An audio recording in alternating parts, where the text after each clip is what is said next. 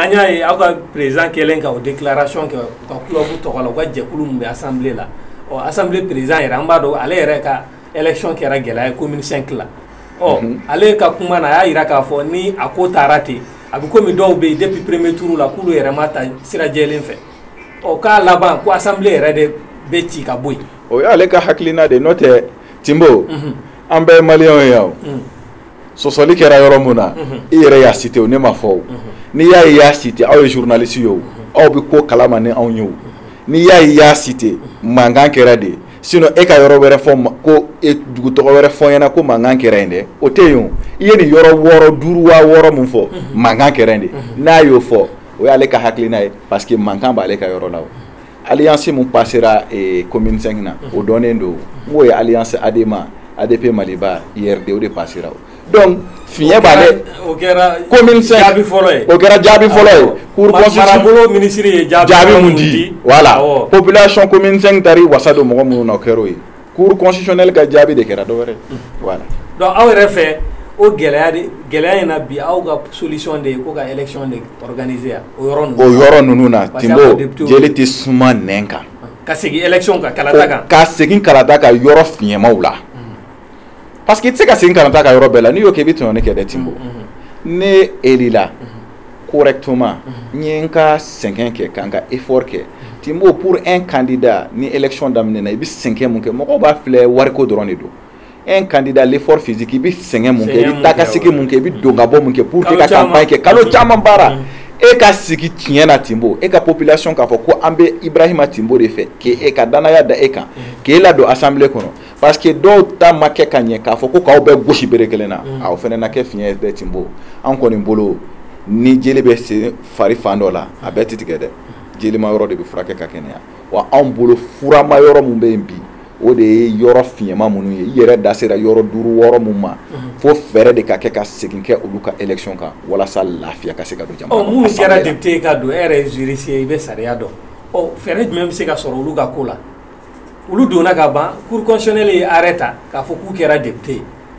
Timbo ko dɔ de ma t'u sera yen wa dɔ de m'u bila yen wa a y'u bila yen ten wa ayi ni sariya ye fɛn dɔ de fɔra ye a y'u bila yen o fɛn mun fɔra ye k'u bila yen o fɛn kelen ka fɔ k'u bɔ yen Timbo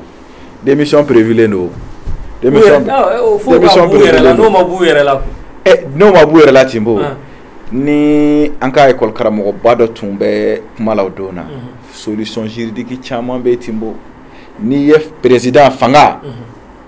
c'est ɲɛ t'a la k'a fɔ fɛn mun bɛ yen ko ni a ka di fanga ye ko a tɛ se ka kɛ sariya yɛrɛ kɔnɔ ni ɲɛ t'a la solution juridique caman bɛ yen mun bɛ se ka ninnu labɔ yen sariya senw bɛ se ka ta maintenant na aventure de b'a la parce que n tɛ constitutionnaliste ye mais minnu ye jamana sariya sun kalan kɛ tɛmɛsiraw bɛ yen jamana sariya sun kalan tɛmɛsiraw kalan kɛ tɛmɛsira caman bɛ yen walasa ka ninnu ka segin ka kɛ élection kan u bila ka démissionner ou bien ka na n'o tɛmɛsiraw ye walasa ka segin k'u ka élection woma ninnu na fiɲɛma ninnu ka Timbo n'a ma kɛ jeli tɛ suma nɛn ka dɛ Timbo mais solution politique wɛrɛ t'a la mun t'o ye solution politique o ye aspect wɛrɛ ye k'u ka wariw segin u ma ou bien ka fɛn wɛrɛ kɛ komi ni wari bɛ segin c'est l'état état de bɛ se k'o décider u ye musaka mun don u ka kalata la jamana bɛ se k'o décider jamana kɛɲɛ ko tɛ o Timbo ni jamana y'a fɔ k'a fɔ bon Seydou Dramani Umar mankan wulila aw ka yɔrɔ la pour que ka jamana kolo suma jamana bɛ se ka kolo kalaya ka tɛmɛ fo k'a fɔ fo président yɛrɛ ka démissionner yɔrɔ o y'a dan ye dɛ Timbo an bɛ yɔrɔ min na a hakili t'a la k'a fɔ jamana de la ka kalaya ka tɛmɛ nin kan jamana basigi kama Seydou Umar jamana ye an bɛɛ ka kan jamana na jamana basigi kama komi an b'a bisigiya k'a fɔ aw ka élection na a ye nin musaka hakɛ don a la jamana bɛ nin lasegin aw ma aw ka jɔyɔrɔ bila walasa an ka segin ɲɔgɔn kɔrɔ a ti b'a fɔ ni segin kɛra ka o tɛ se ka na o ni ka sɔrɔ u yɛrɛ dalen don a la k'u gagné ka ɲɛ ko a ma namara mais pourquoi pas mɔgɔ kelen mun y'u voté k'a fɔ ko u nana o kelen bɛ se k'u voté ka segin ka na donc a ti b'a fɔ k'a fɔ ni u démissionné na u tɛ se ka présenter bilen o mais fo ka carte rebelote de ka segin a kan ka fɛn compteur bila à 0 u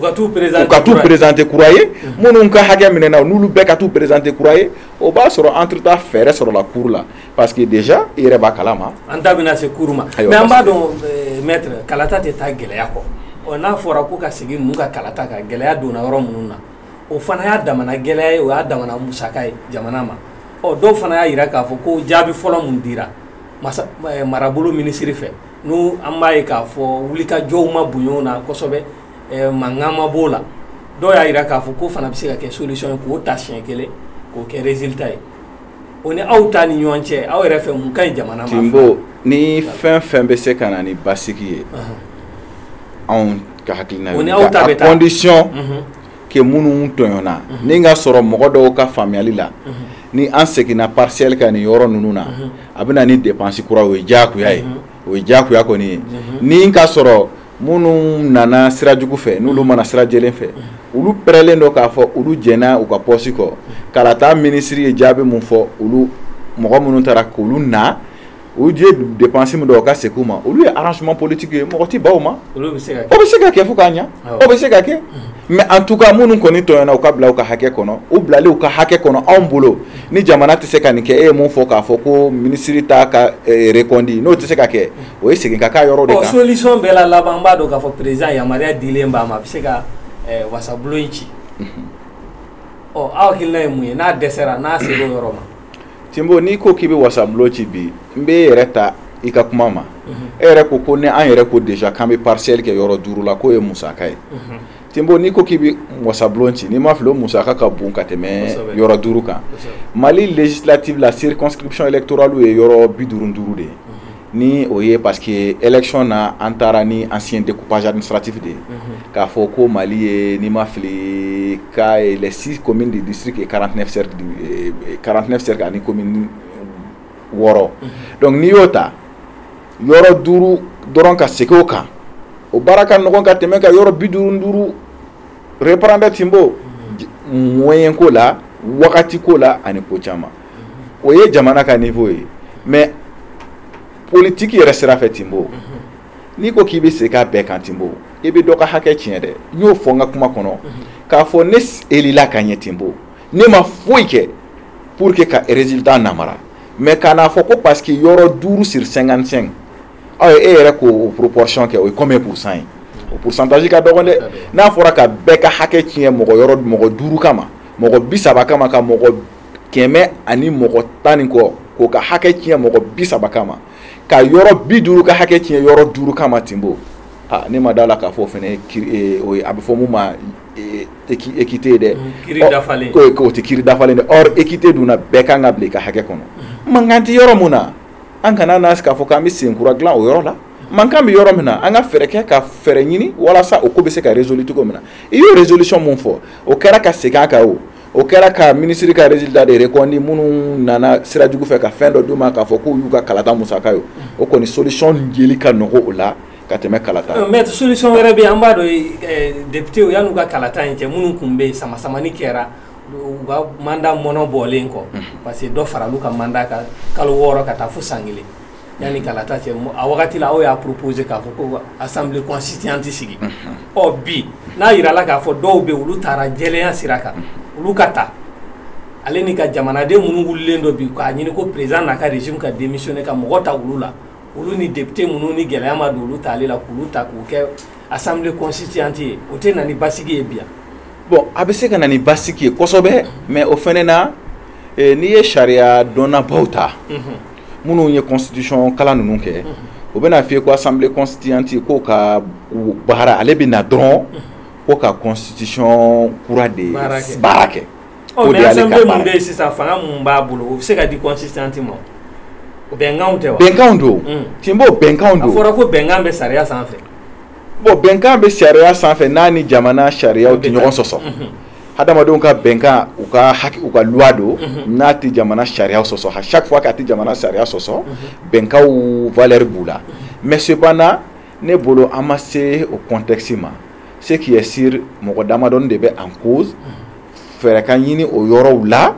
minnu ta ka ɲi parce que n'i nana ni constituante dɔrɔn u bɛna fɔ ka constituante n y'o de f'i ɲɛna k'a ka kɛwale ka dɔgɔn donc or jamana dun kan ka continuer ka fonctionner. ale fanga ma bon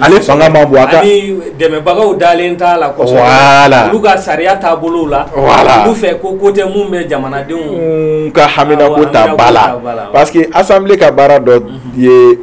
ka gouvernement ka kɛwalew kɔlɔsi an b'a fɔ ma contrôle de l'action gouvernementale or assemblée constituante ka baara t'olu ye donc ni nana n'o ye sisan an dun bɛ contexte mun kɔnɔ bi k'a fɔ ko jamana an bɛ ka jamana ɲɛmɔgɔw jalaki k'u ti ka jamanadenw ka kow ta ba la ni nana olu bila dans une posture d'assemblée constituante k'a fɔ hali u t'i la kɔlɔsi bilen assemblée fɛnɛ fɛ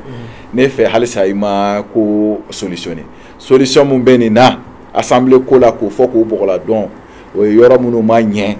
fɛɛrɛ ka k'o yɔrɔw la minnu baasi tɛ minnu na u ka to k'u ka baara kɛ. D'accord an b'a ye k'a fɔ assemblée gɛlɛya n'i y'a fɔ dɔrɔn i bɛ cour constitutionnelle fɔ a ka jɛkulu min bɛ assemblée la u bɔra ka kuma mun fɔ k'u hakilina fɔ gɛlɛyaw kan u y'u bolo si cour constitutionnelle ma ɔ aw yɛrɛ fɛ cour constitutionnelle de kɛra problème in bɛɛ sababu ye wa. Timbo a ti sɔsɔ o. assemblée problème ye cour constitutionnelle. Timbo yanni assemblée olu dɔrɔn don wa. Bon an b'a fɔ parce que mun na olu dɔrɔn don. Timbo ni ka sɔrɔ a fɔra ko laban bɛ e de bolo o fɛn fɛn kɛra ka se e ma o si tɛ e Timbo ko n'e y'a bila yɔrɔ min na ko a ti wuli ko e ka les arrêts de la cour sont sans appel c'est-à-dire ça s'impose mɔgɔw yɛrɛ o gouvernement a bi boli bɛɛ kan wa appel t'a la foyi t'a la n'u y'a fɔ dɔrɔn a banna o fanga modèle bi institution mun bolo ni o bɛ jaabi fɔ n'o bɛ kuma o kan ka kuma kosɛbɛ ni sariya ni a nɔsen bɛɛ lajɛlen yanni an ka se 2020 élection ma Timbo 2018 anw ne tun ye n ka candidat ka mandataire ye i b'a dɔn élection présidentielle la candidat bɛɛ bɛ mɔgɔ dɔ sugandi mɔgɔ min bɛ kuma a tɔgɔ la ani ka agir a ka place la parce que candidat ti temps sɔrɔ ka taa ko la donc ne tun ye mandataire ye candidat tɔgɔ la cour constitutionnelle la anw ye a ɲini depuis 2018 élection na ko cour constitutionnelle conseiller dɔw bɛ yen an b'a fɔ ma ko réquisition anw y'o procédure la don k'a fɔ ko contentieux élection présidentielle kɔfɛ u bɛna sigi ko mun kan k'a fɔ nin élection ka ɲi nin yɔrɔ vote ka ɲi nin ma ɲi namara kɛra yan n ko yan'o don yɛrɛ ka se anw y'a ɲini k'a fɔ n ko ka conseiller dɔw k'a bila kɛrɛfɛ ka danaya b'u kan parce que an y'a ye depuis o wagati an y'a requête kɛ requête aux fins de réquisition de certains conseils de la cour constitutionnelle anw y'a requête kɛ 2018 président Siki la depuis o donc depuis conseil joli n tɛna se ka n tɛna n bila o tɔgɔ fɔli la bi mais an ye présidente b'o la aw kɔni ye présidente b'a la aw ka déclaration présidente b'a la Timbo ani conseil 4 wɛrɛ ka fara présidente kan 5 aw yɛrɛ fɛ cour problème y'u depuis o wagati anw ye a b'a fɔ mun ma on a sonné sur les toxins c'est-à-dire an ye mɔgɔw ka attention attirer k'a fɔ parce que cour ka baara Timbo an y'o ye mun na premier ministre mun tun bɛ Timbo premier ministre Bube ka wagati cour sariya la e kan ka fɛn mun juger fɛn mun tatɔ dɔn ka na d'e ma k'i k'a kiri yan'o fɛn ka na d'e ma ne ye hakilina d'o ma ne y'i ka hakilina di o ko kan a bɛ ka impartialité bila en jeu an y'o kɛwale dɔ ye cour fɛ siɲɛ 1 siɲɛ 2 an ko nin cour in de dun bɛna anw ka résultats bɛɛ di an ma ni an nana an sigi tan o bɛna an mago sa dɛ anw ye demande kɛ n ko k'u bila kɛrɛfɛ mɔgɔ 5 depuis 2018 c'est pour te dire que cour ka nin ko in u ye mun kɛ élection législative la a ma balaw na aw yɛrɛ fɛ cour bɛ tɛmɛ a ka fanga kan cour tɛmɛna a ka fanga kan a tɛmɛna a kan pewu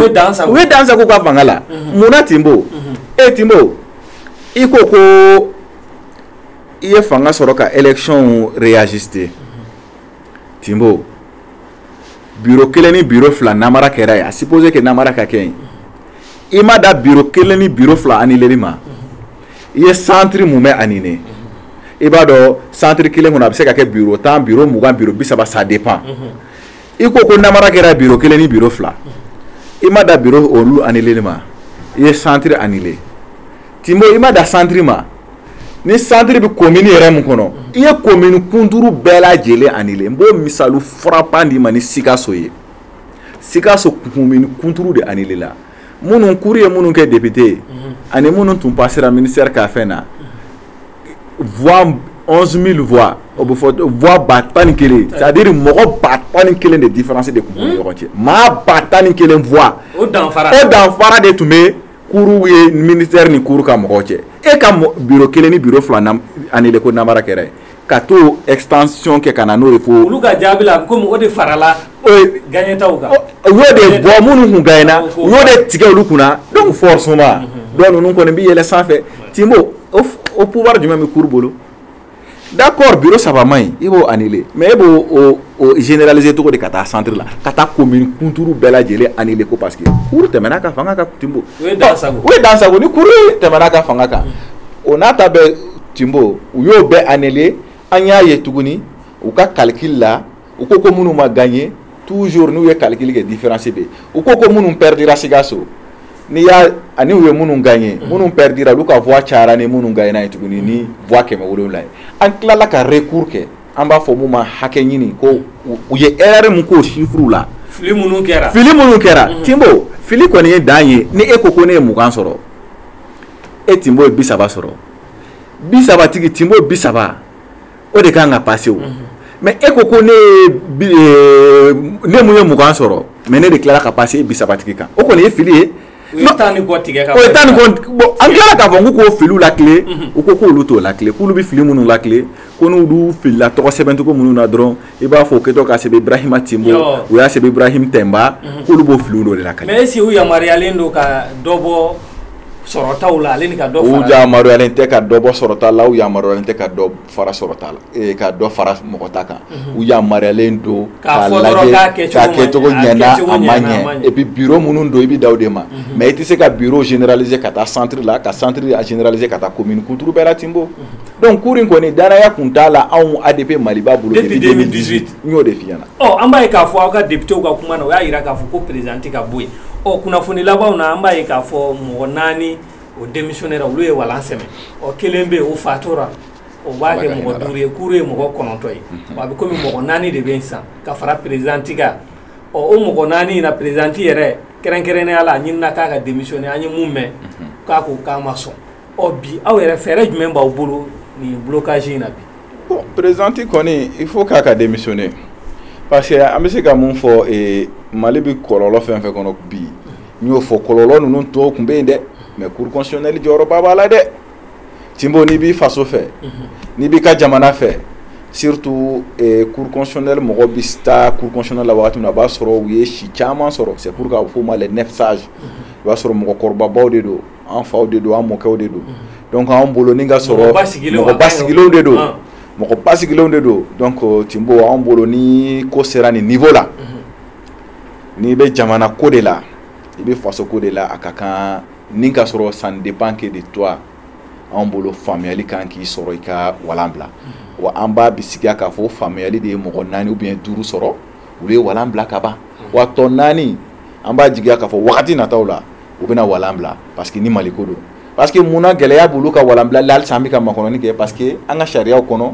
pouvoir foyi tɛ yen k'a fɔ k'i b'a i y'a fɔ k'i ka kuma dɔ kɔnɔ ko assemblée ko fanga dɔ bɛ yen ko ka assemblée ci o dilen bɛ président ma voilà article 42 mais o fanga tɛ sariya sun kɔnɔ mun bɛ se ka cour constitutionnelle ci fo n'u yɛrɛ ye walan sɛmɛ u yɛrɛ ma voilà donc c'est pour que halisa makɔnɔni bɛ ka kɛ minnu ma walan bila u ka se ka walan bila wa a ka kan u ka walan bila parce que ni tɔɔrɔ yɛrɛ de ka yɔrɔ la fiɲɛ yɛrɛ ka yɔrɔ la jamana bɛɛ tɔɔrɔlen don jamanaden bɛɛ degunnen don ni e de y'o solution Timbo a ka kan i ko mais n'u ma walan sɛmɛ an b'a dɔn mɔgɔ 4 tɛ se ka baara kɛ cour kɔnɔ a fɔra pour que u ka se ka baara kɛ dɔw ko 5 6 sisan mun de fɛɛrɛ bɛ se ka kɛ n'olu ma walan sɛmɛ. bon n'olu ma walan sɛbɛn a bɛ se ka kɛ parce que sariya b'a fɔ ko cour constitutionnelle mɔgɔ 9 sigilen don san 7 k'u ka mandat bɛ renouveler siɲɛ 1 donc u bɛ se ka mandat 2 kɛ maintenant sariya b'a fɔ ko n'u ye walan sɛmɛ u ka mandat kɔnɔ ka sɔrɔ u ka mandat ma ban président bɛ i b'a dɔn mɔgɔ 3 de b'u nommé président de la république ale bɛ mɔgɔ 3 nommé président de l'assemblée nationale a bɛ mɔgɔ 3 nommé le conseil supérieur de la magistrature a bɛ mɔgɔ 3 nommé donc ko ni minnu ye walan bila mɔgɔ min ye nommé président de la cour président b'o tigi informé walasa a ka se k'i remplacer ka mɔgɔ wɛrɛ tɔgɔ proposer ka ne ɲɔgɔnna kalo 1 kɔnɔna na donc minnu ye walan sɛbɛn siga t'a la wagati natɔ na olu bɛna remplacer parce que kalo 1 délai bɛ yen u ka remplacer maintenant minnu b'a sɛmɛ an b'a bisigiya k'a fɔ bɛna sɛmɛ yanni dɔ ninnu ka kalo 1 délai ka se n'Ala sɔnna. ni toujours n'u ma walan sɛmɛ ni mɔgɔ wɛrɛw bilala ka taa mana ça bɛ to présidentiya la wa. ou bien bon président parce que ale kɔni bɛ eli u ka mandat dire kama président bɛ eli u ka mandat dire kama parce que président elle est élu pour la durée du mandat donc a bɛ to président ya la mɔgɔ naani yɛrɛ ka démission hali bi an ma sɛbɛntiya sɔrɔ sɛbɛn ma y'a la k'a fɔ k'u démissionnera a fɔra k'a bɛ di cour président yɛrɛ de ma n'u bɛ démissionner président fana normalement ale fana ka ɲi ka arrêt dɔ ta k'a yira k'a fɔ k'u démissionnera o si ma kɛ fɔlɔ. Oui, bon, peut-être qu'en tout secret bɛ kalama mais charia kɔni b'a fɔ ko ni conseiller bɛ démissionner u b'a adresser cour président de la donc cour président n'a a dir'o ma ni ka sɔrɔ ne démissionner na ni ka sɔrɔ président de la république de tun ye ne proposer ka na cour la donc cour constitutionnelle président a bɛ président de la république informer i tun ye Abdoulaye Sidibé mun bila kana cour là il a démissionné donc tu as un délai d'un mois pour que ka remplacer bon comme au délai au ma se fɔlɔ an b'a bisigiya k'a fɔ peut-être yan'o délai cɛ président bi ya ka décret ni fɛn minnu kan ka ta pour que k'o baara kɛ o bɛna kɛ yan'o cɛ ni institution fila in fanga tuloma fila in an ye assemblée ta fɔ an ye cour ta fɔ bi ninnu toli an'u tali a nafa jumɛn bɛ jamana kan ni a kɔlɔlɔ assemblée ta an b'a daminɛ n'o Timbo ni assemblée yɔrɔ fiɲɛma ninnu ma taa Timbo a ka gɛlɛn jamana in kolo ka suma mun na Timbo ne ye parti secrétaire général ye e hakili b'a la jaabiw kɔfɛ ni yɔrɔ mankan juguyara Sikaso de ta juguyara kojugu Timbo Sikaso ta la i b'a dɔn u ye dugu dondaw n'a bɔdaw tun minɛ après pour que ka t'o yɔrɔ libérer k'u ye polisi sɔrɔsi dɔw an ka kɛlɛkɛcɛ dɔw kɔrɔ mɔgɔ dɔw bila ka taa kisɛciw yera la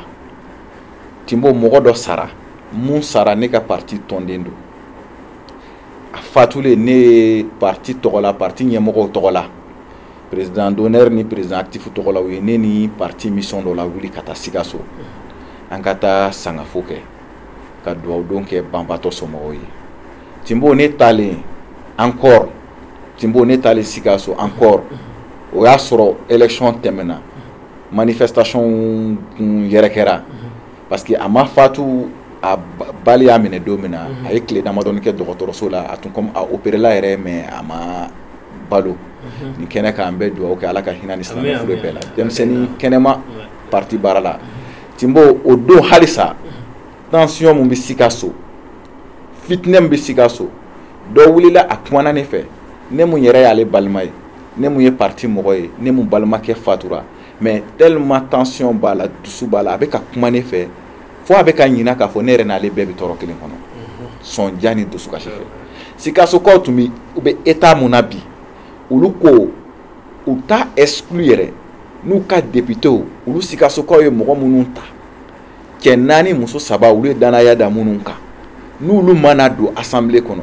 olu Sikasokaw olu t'a exclu yɛrɛ k'a fɔ k'olu b'u ka indépendance ta ko sera o dabolo ma Timbo ni fɛrɛ ma ɲin'o la e fɛ jamana kolo bɛ suma a bɛ gɛlɛya dɛ o assemblée na se ka baara kɛ assemblée na se ka baara kɛ wa ko minnu nana n'olu m'u ta u bɛ se ka da Bamako yan de mais u tɛ se ka se olu fɛ Sikaso an dun b'a dɔn assemblée jɔyɔrɔ bɛna bonya don nataw la dialogue national yɛrɛ ye la mise en œuvre yɛlɛmaliba minnu kan ka don jamana kɔnɔ ni jamanaden fanba dɔw ko tigiw yɛrɛ ye ye wa lafiya k'a fɔ k'u ka députés yɛrɛ dɔn u ma sɔrɔ k'u dɔn parce que olu m'u ta donc e fɛ ni fɛrɛ ma ɲini o yɔrɔ fiɲɛmaw la Timbo ka segin k'o élection kan jamana kolo bɛ suma jamana mun kɔnɔ jamana parti wɛrɛ bɛ k'a fɔ tuguni k'ale b'a ka indépendance ta parce que a ka hakɛ minɛna la et puis Sikaso Mali yɔrɔ mun Sikaso Mali nima yɔrɔ Sénégal ɲinan na o de nafa ka bon bi jamana ma k'a to tan o de nafa ka bon jamana ni jamana ɲɛmɔgɔ ni jamanaden bɛɛ ma Timbo mais Timbo ni Sikasokaw ko e ma k'olu b'u ka indépendance ta parce que u ka députés ma ta o kan k'e ni ne siran dɛ Timbo n ko an ka jamana balo bɛ bon yen de o jamana sɛnɛkɛdugu yen de o jamana population fanba ni Bamako bɔra la Sikaso don dɛ n'olu ko k'olu y'u ka yɛrɛma hɔrɔnya ta Timbo a bɛ gɛlɛya an bolo Bamako yan dɛ e ni ne tɛ sɛnɛkɛ yan dɛ Timbo Sikaso ta yɔrɔ wɛrɛw bɛ yen yɔrɔ wɛrɛw fana bɛ yen mun tɛ Sikaso ye donc Timbo nin ko in ko nɔgɔn tɛ dɛ cour constitutionnelle ko a toli n'a toli baliya Timbo cour constitutionnelle bi b'a fɔ banabagatɔ n'a ka dɔgɔtɔrɔ ni banabagatɔ dara dɔgɔtɔrɔ la hali n'a ko k'a nugu tigɛtɔ don ni dɔgɔtɔrɔ ko a ma ko ji min nin ji min dɔrɔn a bɛ da la a b'a min wa a b'a kɛnɛya parce que psychologiquement a dalen don a la cour constitutionnelle bi yɔrɔ min na bi jamanaden bɛɛ tigɛra la danaya ti ale n'a ka jamanadenw cɛ or charia kɔnɔ cour constitutionnelle a bɛ décision fɛn fɛn fɔ c'est au nom du peuple malien a bɛ kiiri fɛ jaabi fɛn fɛn di n'a saisira ko o ko la a bɛ jaabi mun di a b'a di e ne an bɛɛ tɔgɔ la mais du moment e ni ne t'an yɛrɛ reconnaître la ale ka jaabi valeur jumɛn b'a la ko jamana basigi yɛrɛ b'ale de bolo jamana basigi yɛrɛ de b'ale bolo ale de b'a lajɛ est-ce que jamana fɛnw bɛ ka boli ka ɲɛ jamana taabolo bɛ to mais ni jamanadenw yɛrɛ ko k'ale tɛ yen bilen parce que pour les ale de basigibaliya nɔ ye ale de ye o tori nafa jumɛn b'o la bi Timbo tɔgɔ de kɔni don dɔrɔn ko cour constitutionnelle bɛ yen so dɔ jɔlen don bi mais bi kɔni pour le peuple la cour constitutionnelle tɛ yen dɛ. d'accord o la sa maître Abdoulaye Sidibé an bɛna solution na an y'a ye k'a fɔ ka député ye proposition dɔ kɛ u ka kuma senfɛ le 18 juin k'a ɲini ko ka jɛkulu dɔ sigi commission des sages ni ma fili o bɛ kɛ assemblée kɔnɔna de la n ka faamuyali la mais i bɛ se ka ɲɛfɔli k'an ye o commission des sages ka baara bɛna kɛ mun ye ale ni mɔgɔ minnu bɛ k'a fɔ. Anw kɔni ye n y'o de f'i ɲɛna anw kɔnna de k'an ka proposition kɛ bien avant les conclusions de la mission de la CEDEAO ka kɔn hali ni CEDEAO ka jaabiw ye parce que anw bolo ni nin ko modèle bɛ kɛ komi député ko de don a ka kan anw de y'a hakilina bɔ anw ka député n'o ye an ka président d'honneur l'honorable Aliou Diallo ale de y'a hakilina ta bon n'ale nana ni hakilina ye ale kelen tɛna se ka kɛ a waleya o débat kɔnɔ e yɛrɛ ye kuma caman fɔ e yɛrɛ ye solution dɔ fɔ débat in kɔnɔ k'a bɛ se ka kɛ u b'a fɔ an ka dan ministère ka résident ma aw minnu kun nana ni aw nacogo ma ɲɛ nin ka d'aw ma donc an ka faamuyali la o commission sifa de kan ka sigi assemblée kɔnɔ député yɛrɛ ni ɲɔgɔn cɛ mɔgɔ tɛna bɔ kɛnɛma ka na dɛ Timbo député yɛrɛ dama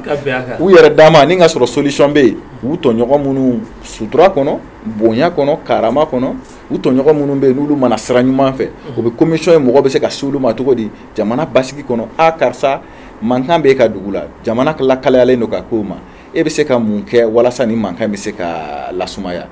ne bɛ se ka démissionner mais ni bɛ démissionner nin donc an bolo commission in ka fɛ baara de bɛna k'o ye assemblée kɔnɔ walasa ka assemblée lasumaya siga t'a la ni assemblée lasumayara minnu ye mun f'i ɲɛna Sikasokaw ye mun fɔ n'u ka députéw seginna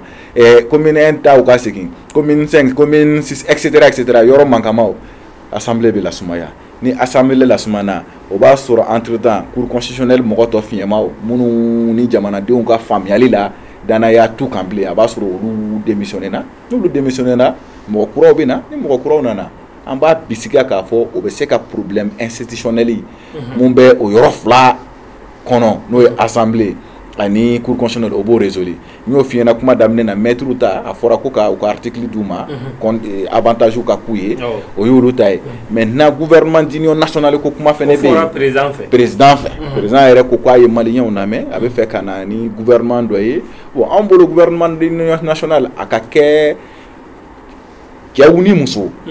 maliden ɲumanw minnu ka intégrité sɔsɔli t'a la